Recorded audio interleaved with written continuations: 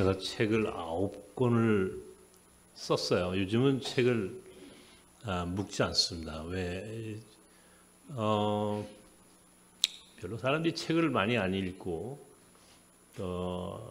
요즘 정보를 워낙 다양한 방법으로 정보를 취득하기 때문에 굳이 내가 책을 더 써야 되는가 하는 생각을 가지고 있어요. 어쨌든 9권 중에 제가 이제 어디 그 집회를 가거나 이제 설교를 가면 책을 이렇게 좀 소개를 하고 책을 가져가면 그 안에서 유독 잘 팔리는 책이 한 권 있어요. 그 책이 제목이 가출하면 성공한다.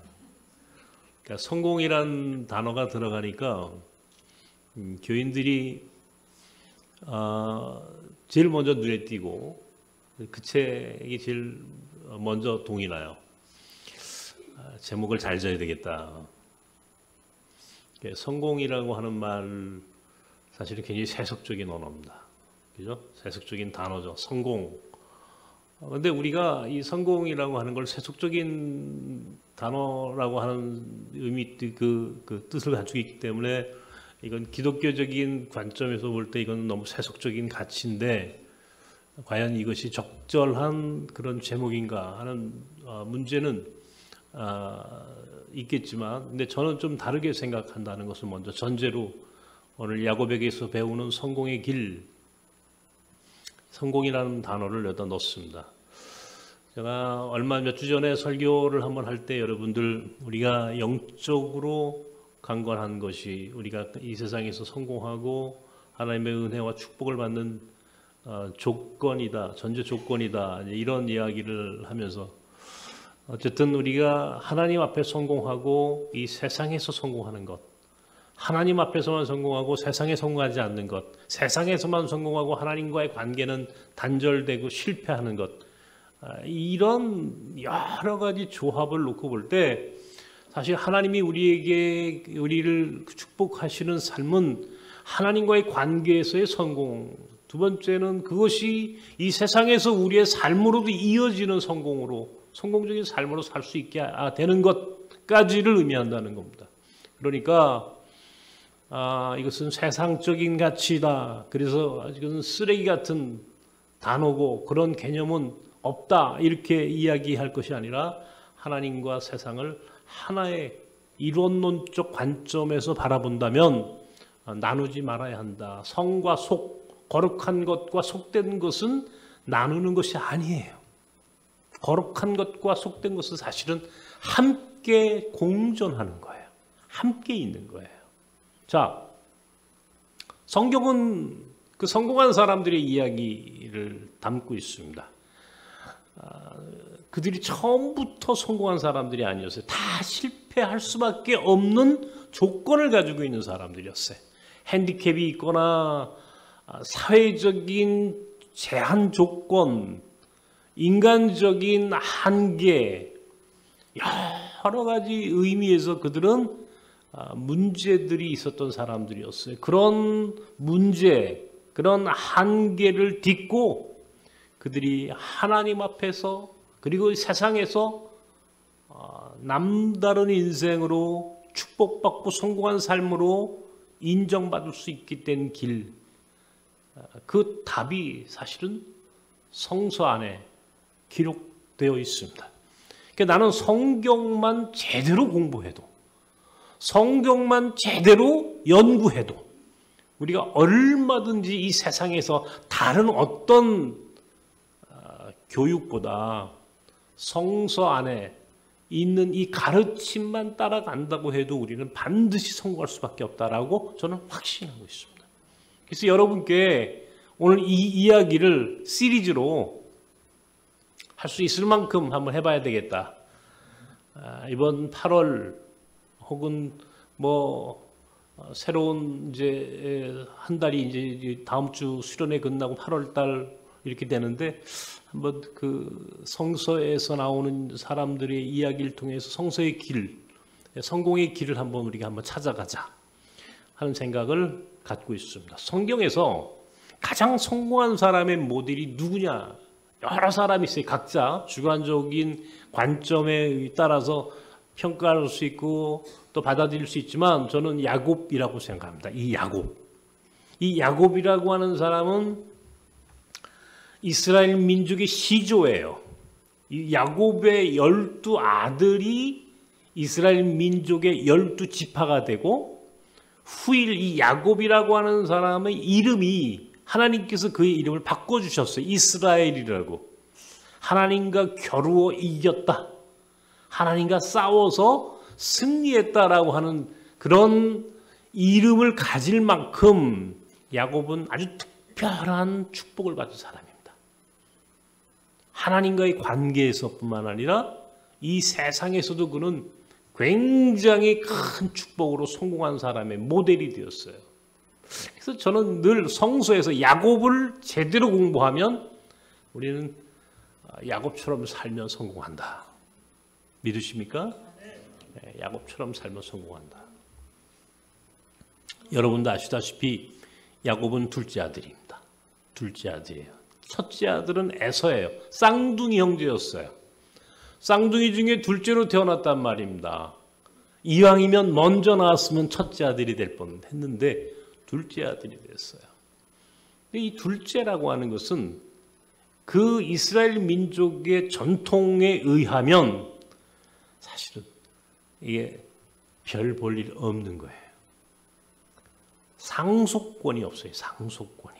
아버지의 유산을 받을 수 있는 조건을 갖지 못하는 거예요. 왜? 모든 상속은 큰아들이 가져갔어요. 우리도 그랬어요. 우리나라도 불과 몇십 년 전까지만 해도 장자가 우선이었어요. 장자가 우선이었어요.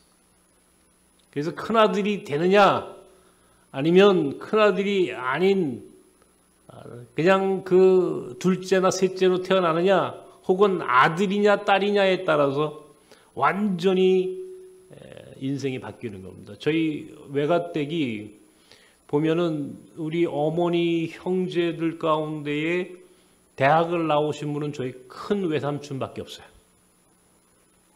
큰 외삼촌만 그 충청도 당진 시골 완전히 깡촌에서 우리 할아버지가 외삼촌만 공부시킨 거예요.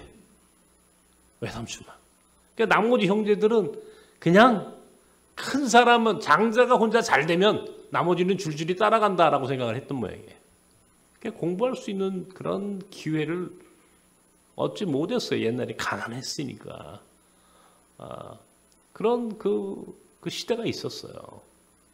지금은 우리나라가 좋아져서 이 상속법이 큰아들이라고 다 가져가는 게 아니고 이제는 1대1대1, 그죠? 모든 자손들에게, 모든 자녀에게 동일한 비율로 상속이 됩니다. 그러니까 이게 얼마나 좋아진 겁니까, 세상이. 과거 같았으면 장자가 다 가지고 갈 뻔했는데, 저도 큰아들이거든요, 제가 옛날 같았으면 우리 어머니 아버지 재산을 내가 다 가질 텐데 이제는 그럴 수가 없어요. 제 동생이 있어요. 제 동생하고 이제 나눠서 상속을 받아야 돼요. 근데 그 당시 예수님 그 이스라엘 민족이 야곱 당시에는 그러지 않았다는 겁니다. 이게 태생적으로 이미 결정되어 있어요. 운명이 결정되어 있는 거예요. 제가 몇 주 전에 제라드 다이아몬드라고 하는 사람이 쓴 총균쇠라고 하는 책 이야기를 하면서 환경 결정론이라고 하는 표현을 했습니다. 환경이 운명을 결정하는, 인생을 결정하더라. 유럽에서 태어났느냐 아니면 저 아프리카에서 태어났느냐에 따라서 사람들이 운명이 달라지고, 남에서 태어났느냐 북한에서 태어났느냐에 따라서 누구는 탈북자가 되고 누구는 인생이 달라지고, 이게 환경 결정론이다, 그런 이야기를 했어요. 근데 그와 비슷한 표현이 운명 결정론이라는 게 있어요. 운명 결정론. 운명이 태어날 때부터 결정된 사람이 있어요. 어떤 사람은 두 번째 아들로 태어났어요. 이게 운명이 결정된 거예요. 둘째 아들로 태어났으니까. 어떤 사람은 장애인으로 태어났어요. 본인이 원한 것이 아니잖아요. 어떤 사람은 여자로 태어났어요. 지금은 여성들의 지위가 남성들보다 오히려 높지만 한때는 여성들은 그러지 못한 세상을 살아야만 했던 시절이 있었어요. 이게 운명이 결정되어 있는 겁니다. 내가 어떻게 할 수 없는 거예요. 내가 노력해서 내 힘으로 할 수 있는 게 아니에요. 그러면 여기에 사람들은 종속돼요. 운명에 종속되고 운명에 매몰된단 말이에요. 내가 태어날 때 내가 북한에서 태어났는지 전라도에서 태어났는지 경상도에 태어났는지 내가 결정한 거 아니잖아요. 내가 둘째인지 장애인인지 여자인지 내가 결정한 거 아니에요. 그런데 내가 태어나 보니까 나는 참으로 지질이 복도 없는 인생으로 태어난 거야. 이게 운명이에요. 이게 어떡할 거냐고요. 이거를 한탄하고 매일 신세 타령할 거냐고요. 나는 정말 지질이도 복도 없어. 나는 왜 이렇게 태어났어 하면서 부모 원망할 거냐고요. 아니잖아요. 어떻게 해야 합니까? 야곱은요, 남다른 데가 있었어요. 비록 둘째 아들이었음에도 불구하고 자신이 자신의 운명을 바꿀 수 있다고 생각했던 사람이에요. 이건 굉장한 열정을 가지고 있는 사람이었어요. 성공에 대한 욕망이 대단했어요. 그러니까 어떤 일이 벌어졌어요? 형 에서를 팥죽 한 그릇으로 그의 상속권을 사버렸어요. 형이 밖에 사냥하고 돌아오니까 배가 고팠어요. 배가 고픈 형이 눈에 보이는 게 없어요. 먹을 것만 있으면. 그때 아주 약삭빠른 이 야곱이 죽을 끓여놓고 형 이거 먹고 싶지? 그래 내가 그거 먹자. 형 이거 내가 줄 테니까 형이 큰아들이라고 하는 장자의 권한은 나한테 줘. 딜을 했어요. 팥죽 한 그릇으로 장자의 권한을 샀다라고 성서가 이야기하는 거예요. 뿐만 아니에요. 아버지 이삭을 속여요. 아버지가 자식들에게 축복해주는 축복권을 가지고 있는데 아버지가 눈에 시력을 잃었어요. 아버지가 나이를 먹어서 이제 사람들을 잘 구별할 수 없는 상태가 되었어요. 형이 마침 사냥을 하는 그때에 야곱은 형 에서처럼 몸에 털을 붙이고 아버지에게로 다가서 아버지 내게 축복 기도를 해 주십시오. 나는 에서입니다. 야곱이 자기의 존재를 숨기고 형 에서의 흉내를 내며 아버지에 다가가서 아버지로부터 축복 기도를 받았어요. 아버지를 속였어요. 그렇게 해서라도 그는 성공하고 싶었으니까. 그런데 문제는 그가 아무리 내가 내 인생을 바꿀 수 있고 내 운명을 내가 변경시킬 수 있다라고 하는 확신과 그런 능력과 그런 지식을 가지고 있다고 하더라도 본질적으로 그의 운명은 그렇게 해서 바뀌지 않더라는 겁니다. 사람들이 이 세상에서 노력을 해요. 운명을 바꿀 수 있다고. 내가 태어난 기본적인 내가 갖고 태어난 그 한계를 나는 극복할 수 있다라고 생각하고 소위 자기개발서라고 하는 책을 읽고 그렇게 스스로 나는 나의 운명을 바꿀 수 있어라고 노력을 합니다. 하지만 그렇게 해서 궁극적인 성공, 궁극적으로 축복받는 삶을 살 수 없다라고 하는 것이 야곱의 스토리를 통하여 하나님이 우리에게 가르쳐 주시는 내용입니다. 집에서는 도저히 야곱이 성공할 수 없었던 거예요. 이미 한계에 부딪혔어요. 형에게 상속권을 산들, 아버지로부터 축복 기도를 받는다 한들 그가 큰아들이 될 수 없고 그가 하나님으로부터 축복받는 삶을 살 수 없다는 겁니다. 속여서 형과 아버지를 속여서라도 축복받고 성공하고 싶었지만 그런 그의 욕망, 그의 바람은 궁극적으로 실패하고 말았어요. 그렇게 해서는 안 되는 거예요. 속여서 다른 사람을 속여서 성공한다. 이 생각은 버리십시오. 인간적인 얕은 술수로 성공한다. 작게는 먹고 살 수 있을지 모르지만 그 사람이 궁극적으로 큰 성공과 큰 축복을 받는 인생은 결코 살 수 없다. 사람을 속여서 사기를 쳐서 거짓말을 해서 그렇게 해서는 결코 성공의 길에 들어설 수 없다. 이게 진리예요, 진리. 잠시 그렇게 해서 성공한 것처럼 보이지만 결국 그가 가지고 있는 것은 다 허무한 것으로 돌아갈 것입니다. 손에서 잡은 모래알이 전부 빠져나가듯이 하루아침에 인간만사 정말 아무것도 아니라는 사실을 어느 순간 깨닫고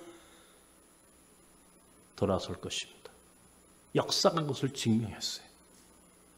우리나라 대재벌들도 IMF를 경험하면서 거품들이 쫙 빠지면서 결코 망하지 않을 것 같은 기업들도 하루아침에 망해버렸어요. 하루아침에. 요즘 우리 사회에 엄청난 지금 일들이 많이 벌어지고 있습니다. 저는 뭐 다른데 굳이 얘기하지 않습니다.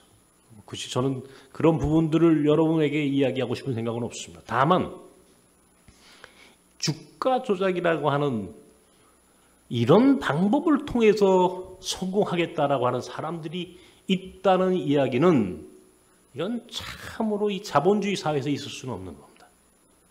적어도 다른 건 다 양보해도 주가를 조작하고 세상을 속이고 그렇게 해서 부자가 되겠다라고 생각하는 사람들이 그런 사람들이 이 사회를 이끌어가는 이 부조리한 세상은 하나님이 용납하지 않는다.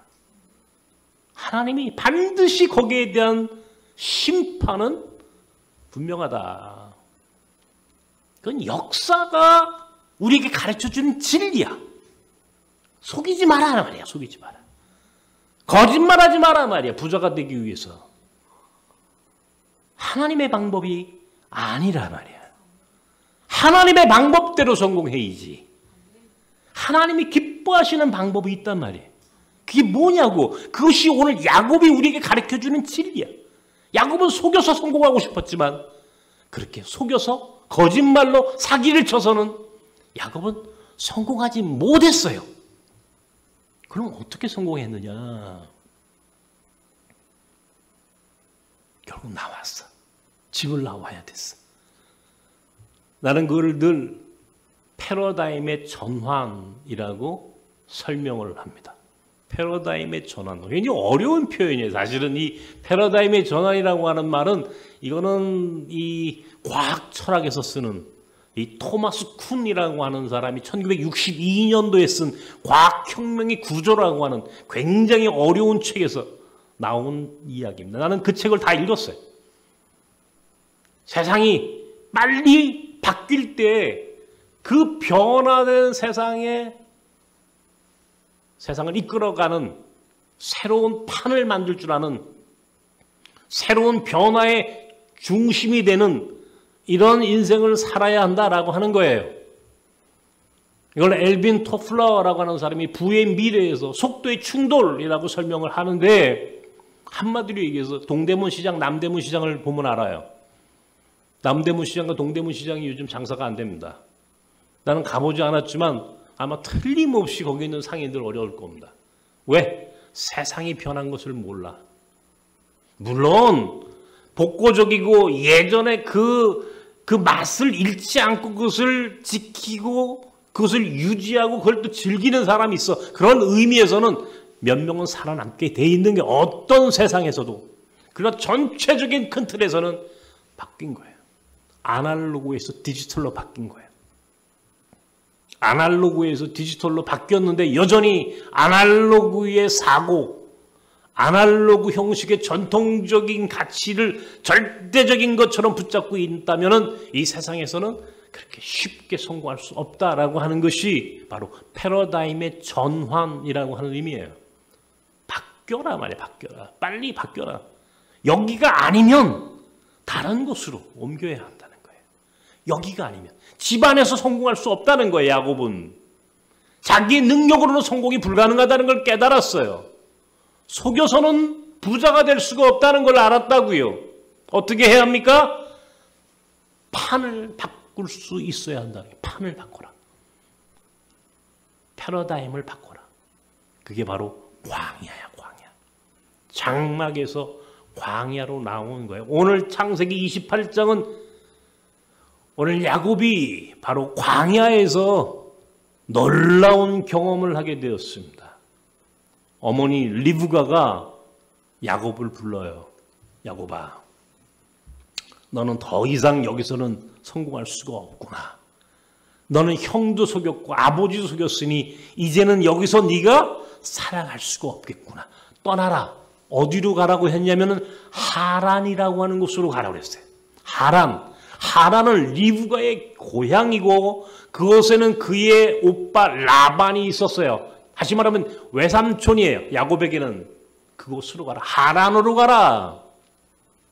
하란을 제가 가고 싶어요. 제가 제일 지금 가고 싶은 곳 중에 하나가 바로 하란입니다. 하란. 터키 동남쪽에 가면은 하란이 있어요. 지금도. 근데 사람들이, 한국 사람들이 거기는 잘 안 가. 머니까. 그리고 기본적으로 거기 가는 사람들은 거의 지금 많지 않아요. 거기는 하나의 여행, 그런 소위 여행 코스로도 이렇게 만들어지지 않았고, 한 하란, 아브라함이 하란에서 머물다가 떠났다라고 하는 하란. 제가 꼭 가보고 싶은, 제가 언젠가는 꼭 여러분들 가운데 저와 함께 그 하란에 가고 싶은 분들을 모시고 제가 하란을 갈 겁니다. 하란으로 가라. 그래서 내보냈어요. 나와보니까 어디에? 광야야. 성경은 그가 잘 집도 없었어요.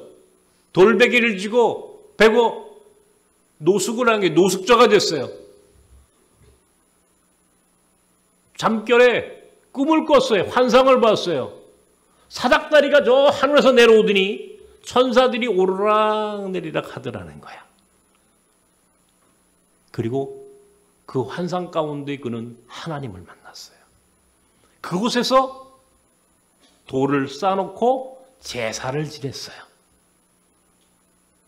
그리고 그 터를 베델, 하나님의 집이라고 불렀다는 겁니다. 그리고 오늘 성경 28장 20절 이하 성경은 오늘 이렇게 이야기합니다. 야곱이 서원하여 이르되, 서원했다는 거예요. 서원. 하나님께 기도하면서 약속했어요.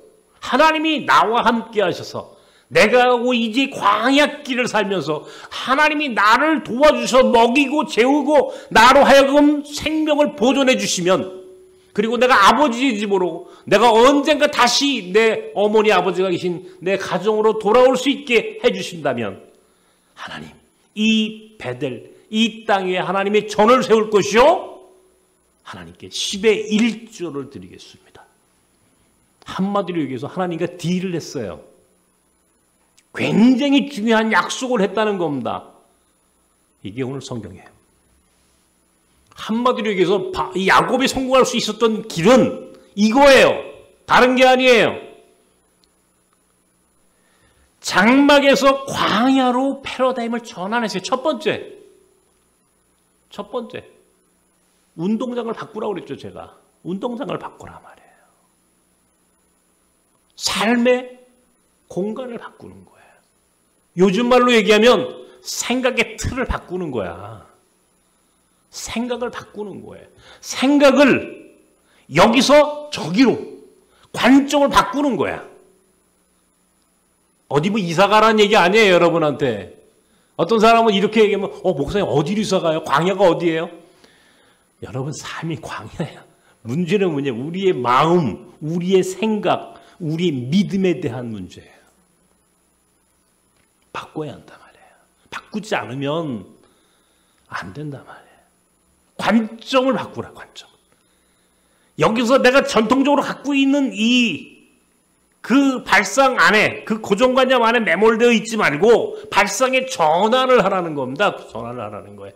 생각을 바꾸라는 거예요. 바로 장막이란 무엇입니까? 지금 내가 가지고 있는, 지금까지 내가 갖고 있는 그 고집스러움을 얘기하는 거예요. 이거 말고는 안 돼.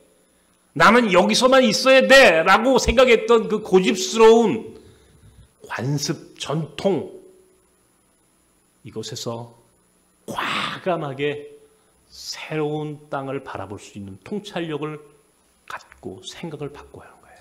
이게 광야예요. 바울이라고 하는 사람이 바로 그 대표적인 패러다임의 전환을 이룬 사람이에요. 바울은 전통적인 유대인입니다. 바울은 스스로 이야기합니다. 나는 바리새인 중에 바리새인이다. 얼마나 전통적인 유대인이었습니까? 우리만 구원받아. 율법으로만 구원받아. 유대인만 하나님 앞에 선택받은 백성이야. 율법을 통해서만, 율법을 지켜야만 구원받을 수 있어 라고 하는 오래된 관습과 전통과 종교적인 도그마를 바울이요 완전히 바꾼 사람이에요. 하루아침에 율법에서 믿음으로, 율법이라고 하는 행함에서 하나님이 주신 은혜로, 유대인 중심에서 이방인을 구원할 수 있다는 이방인 중심적인 세상으로, 예루살렘 중심에서 세계로, 이렇게 엄청나게 한 번에 그의 삶의 지평을 확장시켜버린 거예요.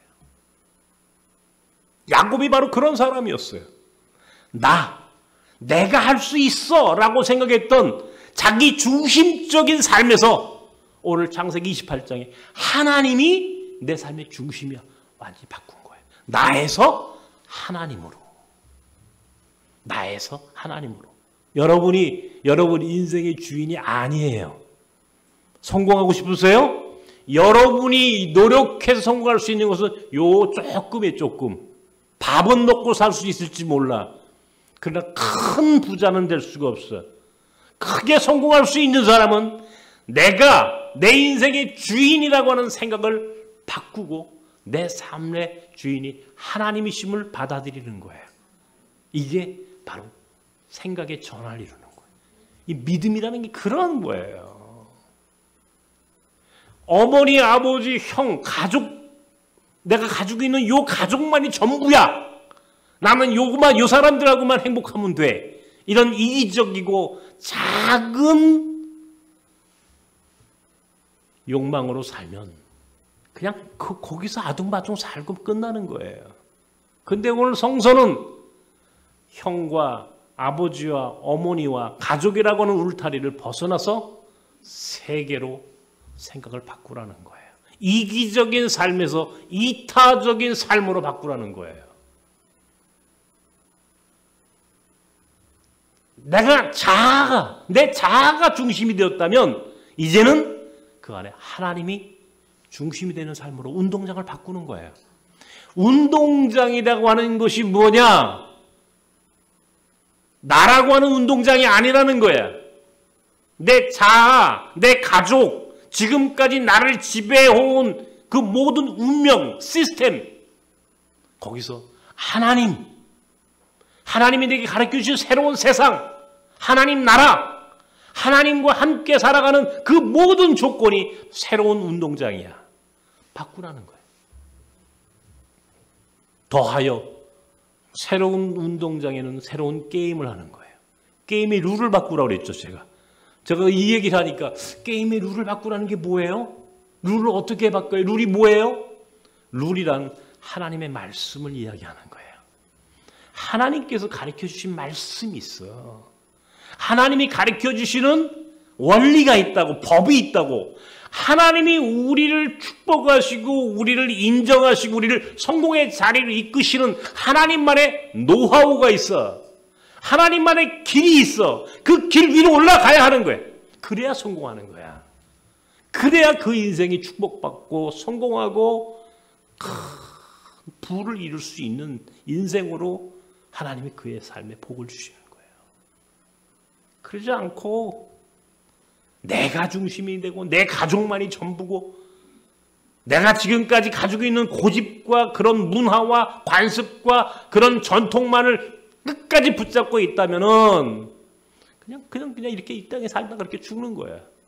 특별한 인생으로 거듭나지 못하는 거란 말이에요. 지난 주간에 일본의 기독교 잡지에서 이제 저에게 연락이 와서 인터뷰를 좀 하자. 일본 기독교 잡지와 제가 인터뷰를 했습니다. 중간에 통역이 쓰고 통역은 현지 선교사님이 이제 통역을 하고 이제 줌을 통해서 일본 기독교 잡지와 인터뷰를 했어요. 근데 그 인터뷰의 내용이 뭐냐면 노마드 신학이에요. 노마드 신학. 노마드 선교를 얘기하는 거예요. 목사님이 이야기하시는 노마드 신학, 노마드 선교, 나그네 선교, 특별히 이 디지털 노마드의 시대에서 어떻게 새로운 선교의 현장을 일구어 가셨는지 그 이야기를 함께 나누고 싶습니다. 이번에 그것을 일본 교회에 소개하고 싶습니다 하는 취지로 제게 연락이 왔어요. 그래서 내가 어떻게 나를 알았느냐 그랬더니 쭉 서치해 보니까 노마드 신학 이런 표현을 보고 자기들이 이번에 기획했던 거하고 딱 맞아서 연락을 했노라 하면서 1시간을 넘게 인터뷰를 했습니다. 제가 이제 그 인터뷰를 하면서 그런 이야기를 했어요. 세상은 바뀌었다. 하나님 나라 선교의 전략도 바뀌어야 한다. 우리가 전통적인 선교를 지난 2000년 동안 해왔어요. 근데 21세기는 새로운 세상이 되었다. 새로운 세상으로 완전히 변화되었다. 이 변화를 인식하지 못하고 과거의 전통 안에서 선교를 이야기하고 하나님 나라를 만들어 가겠다고 그거를 선교의 전략으로 삼는다는 것은 대단히 어리석은 생각이다. 물론 전통은 지켜져야 한다. 그러나 그것을 절대적인 것으로 여기서는 안 된다. 언제든지 전략과 전술을, 적어도 전략이 분명하다면 전술을 바뀔 수 있어요. 목적이 분명히 하나님 나라라고 한다면 하나님 나라까지 가는 다양한 길을, 새롭게 길을 만들 수 있어야 한다. 이게 바로 노마드 신학이다. 그래서 제가 가지고 있는 노마드 신학에 대한 이야기를 많이 했습니다. 그러면서 터키의 호자트 선교사 이야기를 해줬어요. 봐라, 호자트, 이 사람은 한국 사람이다. 지금 무슬림이, 이란 사람이 한국 사람이 됐어. 이것도 엄청난 사건이에요, 여러분.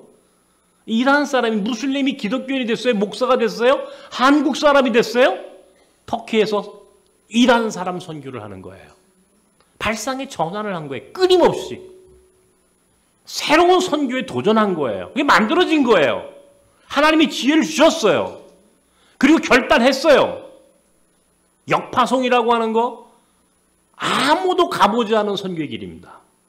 나서면 그 역파송 선교의 길을 개척하고 있어요. 마지막으로 저한테 하고 싶은 얘기 없어요? 우리 잡지에 꼭 하고 싶은 얘기 없어요? 또 그래요. 하나 더 있습니다. 뭐예요? 시니어를 주목해야 합니다. 그랬어요. 뉴라이프 미션 얘기를 했어요. 한마디로 얘기했어요. 시니어가 다음 세대다. 시니어가 다음 세대라는 게 뭐예요? 다음 세대는 젊은 아이들 아닌가요? 청년들 아닌가요?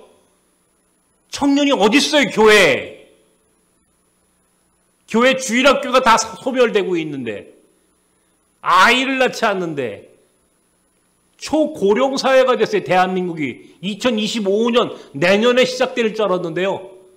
올해 얼마 전에 65세 이상의 인구가 전체 우리나라 인구 5천만 중에 20%를 넘어섰어요. 1,000만 명이 넘어섰어요. 65세 이상의 인구가 1,000만 명이 넘어선 그 시점을 이름하여 초고령 사회라고 부르는데 우리 사회가 초고령 사회가 된 거야. 와, 저출산의 인구 소멸의 시대에 초고령이 됐어. 이거 큰일 났구나. 우리 큰일 났어요. 위기예요. 그래도 어떡하라고요? 위기니까 아무것도 할 수 없어요? 발상의 전환을 이뤄야 한다는 거예요. 어떻게 해요? 바로 65세 이상 인구 천만 명이 앞으로 이 사람들이 살 삶이 30년, 40년 더 사는데 이분들이 다음 세대입니다. 이런 이야기 해줬어요. 와, 이거 완전히 기존의 생각을 바꾼 거예요. 이게 패러다임을 바꾸는 거예요. 선교도 패러다임을 바꾸는 거예요. 여러분 개인의, 여러분 가정, 경제도 마찬가지입니다. 지금 어떻게 다 바뀌고 있어요? AI로 다 바뀌고 있잖아요. 내 이거 휴대폰, 저희 스마트폰 쓴 지 얼마 되지 않아요. 불과 2, 3년밖에 안 돼요. 저는 과거에 폴더폰 들고 다녔어요. 이거 할 수가 없었으니까. 제가요, 이거를 익히고 난 다음부터는요, 와, 눈에 안 보여도 이 세상의 정보를 내가 다 얻을 수 있어요. 내가 할 수 있는 게 많아졌어요. 완전히 디지털화. 그리고 여기에 AI가 입력돼요. 내가 물어봐요, 얘한테. 물어보면 얘가 다 가르쳐줘요. 놀랍지 않아요? 야, 자동차도 내연기관에서 전기차로 바뀌고 있어요. 트럼프가 아무리 내연기관을 중요시 여겨도요, 전기차로 바뀌는 것은 거슬 수 없는 대세예요. 왜? 환경 문제 때문에. 지구온난화가 우리가 직접 경험하고 있잖아요, 지금. 이렇게 비가 오고. 완전히 지금 대한민국이 지금 기후가, 이거 상상하지 못하는 지금 기후변화의 문제를 경험하고 있는 한, 누구도 새로운 세상의 변화를 거스르지 못한다. 잠시 지체시킬 수 있어요. 잠시 그것을 늦게 갈 수 있도록 붙잡아 놓을 수 있어요. 그러나 어차피 그 길은 가야 되는 길인 거예요. 이게 패러다임이에요. 거기에 맞는 비즈니스 그런 걸 하세요. 그러면요 성공하세요. 근데 미리 해야 돼. 좀 더 다른 사람보다 반보는 앞서가야 돼. 그러니까 생각을 늘 많이 해야 되는 거예요. 성경 안에서 답이 있어요. 야곱이 답이야. 야곱이 하나님께 그렇게 이야기하는 거예요. 하나님, 이제는 내가 하나님과 함께 하겠습니다. 성공을 위해서 나 혼자 생각하고 내 잔머리로 부자가 되고 싶었는데 이건 안 되더라는 거지. 하나님이 나와 함께 하시면, 오늘 성경이 그렇게 분명히 이야기하는 게, 하나님이 나와 함께 하셔서 내가 가는 이 광야길에서 나를 먹이시고 입히시고 다시 내 아버지의 집으로 돌아올 수 있도록 그때까지 나를 인도해 주시고 함께 하신다면 바로 이곳 베델이 하나님의 집이 될 것이요, 내가 아버지께 10의 1조를 드리겠나이다. 여러분도 이 똑같은 약속을 하나님께 한번 해보세요. 그리고 내가 중심이 아니라 하나님이 중심으로, 내 생각이 아니라 하나님의 말씀으로 인생을 한번 새롭게 살아보시라고요. 오늘 아침에 오면서 난 충격적인 뉴스를 들었어요. 내가 오늘 이 얘기만 하고 끝날 겁니다. 가짜 목사들이 너무 많아. 사기꾼들이 너무 많아. 한국 교회가 아주 혼란스럽고 어지러워. 이상한 기도원 가서 예언한다, 뭐 한다 하는데 쫓아가지 마십시오, 여러분.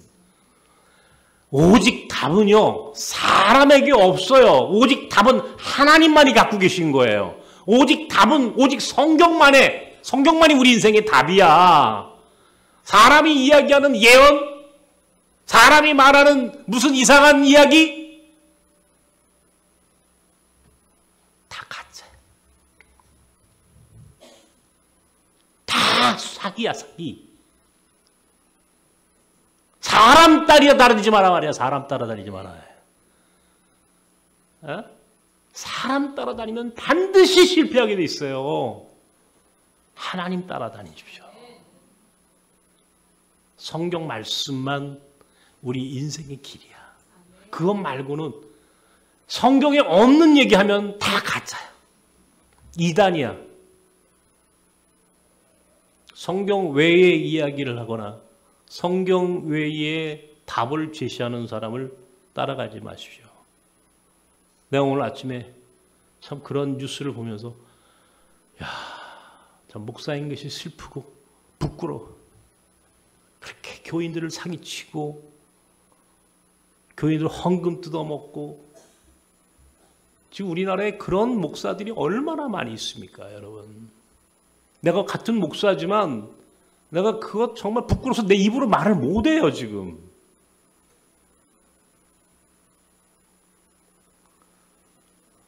우리 교인들은 야곱을 통하여 새로운 성공의 길이 이르기를 바랍니다. 야곱처럼 새롭게 변화되어서 내가 중심이 아니라 하나님이 중심이고, 이기적인 삶이 아니라 하나님 중심으로 이타적인 삶으로 거듭나서, 그리고 내 삶의 룰은 이제는 사람들의 이야기가 아니라 오직 하나님 말씀만이 내 삶을 지키고 인도하는 새로운 게임의 룰이라고 하는 사실을 기억하고, 하나님과 말씀 앞에서 먼저 성공하고, 그리고 그 성공이 여러분의 가정과 여러분의 인생에도 크게 하나님께서 은혜로 주시는 축복을 누리시기를 주님의 이름으로 축원합니다. 기도합시다.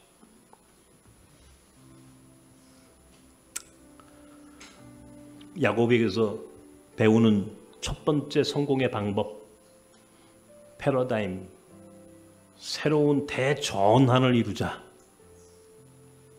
오늘 이 말씀을 깊이 묵상하면서 오직 하나님만이 답입니다. 하나님과 동행하셔야 돼요. 하나님 말씀 외에는 다른 게 우리를 진정한 성공의 길로 인도하지 못합니다. 사람 따라다니지 마십시오. 사람 믿지 마십시오. 하나님만 믿으십시오. 하나님만 믿으십시오. 하나님의 말씀만 따라가십시오. 이 세상 다른 이야기는 다 속이는 이야기입니다. 하나님 말씀 외에는 진리가 없어요. 다시 한번 마음으로 기도하면서 가시기 바랍니다.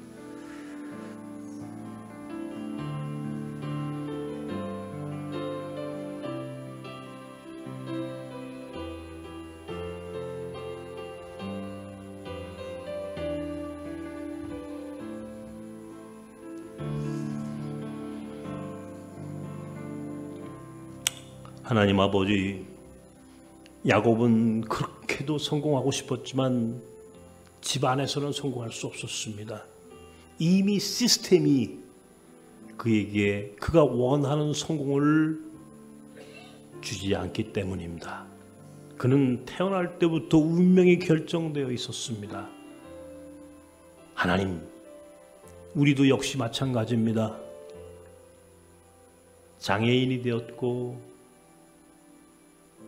여러 가지 연약하고 한계가 있습니다. 가진 것도 없었고 배운 것도 없습니다. 이 세상에 자랑할 것이 아무것도 없습니다. 그럼에도 불구하고 오늘 우리는 야곱에게서 새로운 성공의 길을 찾습니다.